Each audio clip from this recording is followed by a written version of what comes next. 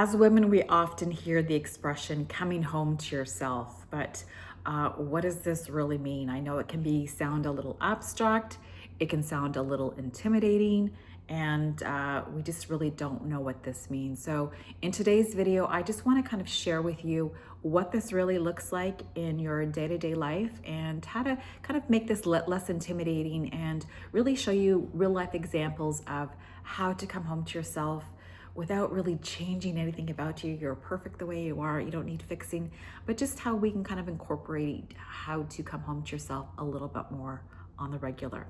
So hi, my name is Krista. If you are new here, this is video 4 in a series that I'm doing, Coming Home to Yourself. So if you haven't watched the last 3 videos, you can, after this one, you can watch those as well if you so choose to do so. Okay, so let's reframe this. So coming home to yourself does not mean blowing up your life. It does not mean changing everything and suddenly you just become this new person. No, it has nothing to do with that.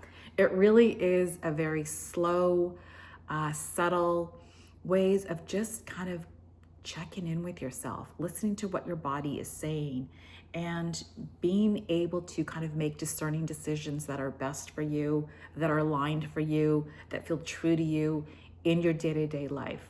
And you don't have to announce this to anybody, but slowly, surely, over time, these little tiny decisions that you make for yourself start to compound, and you notice you become a little bit more trusting of yourself. You trust yourself, and you can make aligned, informed decisions. And it's kind of really neat once you see the progress that you make and how before you might have been a little disconnected.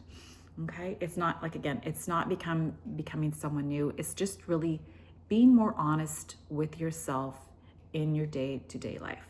All right, so that's what we're going to work on today. So how does this look like in your day-to-day life? Like just some solid examples. First one would be noticing just when you're tired, and instead of pushing through, recognizing when your body is asking for rest. And for some women that might be a little bit challenging, but just give your body rest if it is asking for it. Noticing that I need a break, I need to say no, I need to maybe just take some time out for myself. As simple as this can be, it can be challenging, but you're honoring your body. You're coming home to yourself by just recognizing that you need rest and you are tired. As simple as that. Another example is letting yourself kind of pause before you say yes to everything. We want to be able to respond and not react. And I'll give you an example, just something that happened for me in the last week. My husband let me know that we were invited to a birthday party for a friend of his that we've known for years. They don't really live in town, but he asked, do you want to go to this birthday party? And before I just immediately answered, I said, you know what, let me just kind of think about it for a little bit, and I will let you know by the end of the day, instead of just responding right away to this text or email that he got. And so I checked in with myself. I kind of knew when the date was, where it's going to be, kind of the whole scenario. And I decided that yes, I do want to go to this party. I do want to see these people. But again, I just kind of gave myself the time and the space to say yes before, instead of just reacting or just kind of going on default and saying yes to everything. I gave myself the moment to kind of, contemplate it and think it through. And that's just a very simple example of something that I've kind of noticed I did for myself as well too. Acknowledging also just how you feel. Like, how are you feeling? Checking in with your body right now. Am I feeling anxious right now? Am I feeling uncomfortable in this situation? What am I feeling? And just really be honest. And sometimes just naming it, like saying the words like, you know what? I'm feeling anxious right now. Like what is going on in my life or the situation I'm in right now? I'm feeling anxious. I'm feeling uncomfortable. I'm feeling excited. I'm feeling happy. Just being able to name it and to name what you're actually feeling is very simple, but I think it's very overrated. Just kind of recognizing, checking in with your body. Our body speaks to us first before we kind of go to our mind, but we're kind of ingrained really to live out of our heads. So just checking in with your body, acknowledging what you're feeling, and saying outside is great way of kind of checking in and coming home to yourself as well too. All right. Being honest with yourself, just, even if you don't act on something right away, something is coming through for you, you're feeling it, you're sensing it. Just be honest. Don't dismiss what is coming through to you. It does not mean that you have to act on it right away at all. Like some people think that, oh, I've got this kind of download and I need to go. No, you can still kind of mull it over. You can still sit with it for as much time as you need. You do not have to act on it. There's been many big decisions that I've made in my life that I did not act on right away. And I'll give you even just a not silly example, but an example about this. I've been feeling for quite some time that I really want to kind of go in on this YouTube, and I feel like I have a lot of things I want to share with women, and I want to do this, but I didn't act on it right away. I knew I was going to do it. I did know that. I made the decision I was going to do it, but I also needed some time to just feel like it was the right timing as well to do it. I did not act on it immediately, and that's okay. I'm doing it now, as you can see. But again, just acknowledging what your body's telling you, shifting you towards, moving you towards, but you do not have to act on it ASAP or anything like that. Give yourself some time and some space, and no pressure at all with that as well too. Okay, and another example of how to bring this into your day-to-day life is also just acknowledging what you prefer, making your choices, your preferences matter, speaking them out loud. And I'll give you another example, and this is something that I did for years, I did for decades, and I didn't even kind of recognize it. Now I recognize it, or I have the last few years.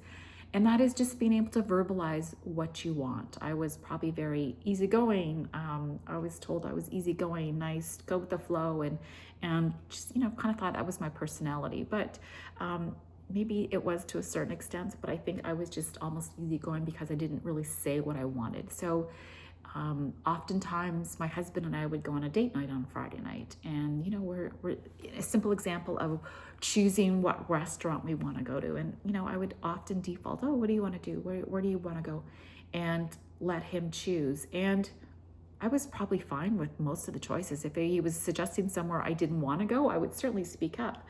But now I'll think, what, on our Friday night, I'm like, okay, I'll check in with myself and go, okay, would I prefer Indian food? Would I prefer Thai food? Would I like a steak? Would I like, I don't know, pizza, whatever it may be, but really kind of taking some time and thinking about what I prefer and then verbalizing it. You know what, tonight I'd like to go for Italian, and then saying my preference. I know this sounds so maybe kind of minor or silly, but these are just simple ways where we can come back to ourselves and check in with ourselves about how we want to move forward. And again, these compound over time as well too. You're giving yourself a little bit of space to think about what you desire, and that's okay.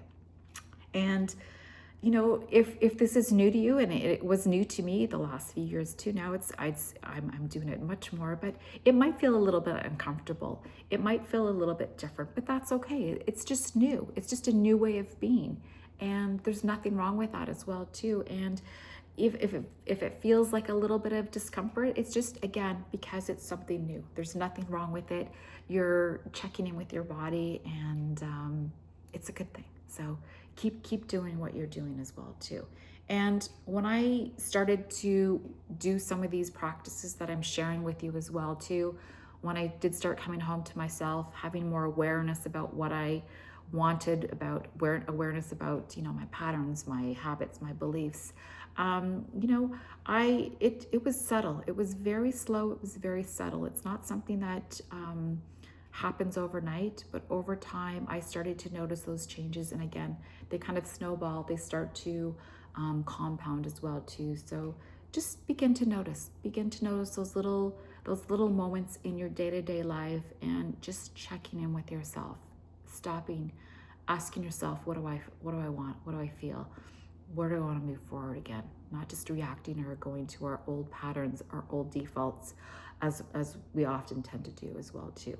And every time you do this, over time, over a great period of time, you start to have more trust in yourself. You start to kind of come back to yourself. You know where you're going. You have more confidence, and this will snowball into other areas of your life as well too. So know these small little incremental changes will make a big difference moving forward as well too. So I just want you to know, coming home to yourself, it's not a final destination. It's ongoing for the rest of our life. But it's just really, think of it as an invitation to come back to yourself. And you do this moment by moment, day by day, slowly, surely. And there's no perfection in this. There's no grading in this as well too. You just really start to notice. You start to have greater awareness. And it's really cool. It's really cool once you start to do this more and more often. You kind of tap into areas of your life that that we're kind of missing, that we're a little bit disconnected. And you get to know yourself better. And I don't know, I personally think it's kind of really cool, and I'm happy that I've kind of gone on this journey, and I'm noticing more and more things about myself. I kind of joked, well, I don't really joke to anybody, but I kind of think I'm almost starting to get like a PhD in knowing myself, and I think it's a lifelong scholastic program that I'm putting myself on, and for that I'm grateful for myself as well too. Anyway, I'm gonna wrap up this video. This is video number 4. Again, if you found some resonance with this video, if you liked it, if something kind of rang true to you, kind of perked you up a little bit, I'd love to hear. You can share in the comments below if you've had a similar experience, or if you like this video, just give it a like up. And I will see you in the next video, number 5. And again, I wish you a lovely day, and I encourage you so much to just start to notice your little patterns and start to come home to yourself. And it's a wonderful thing. So I'll see you in the next video. Take care and have a lovely day.